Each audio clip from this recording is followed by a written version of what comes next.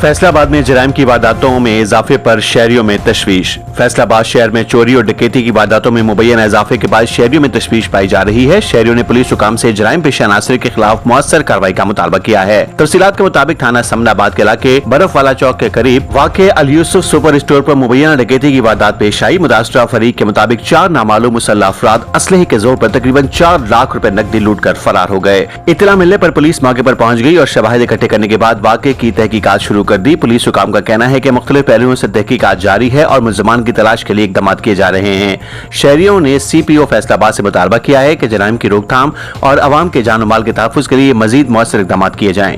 Report आज तक Pakistan news.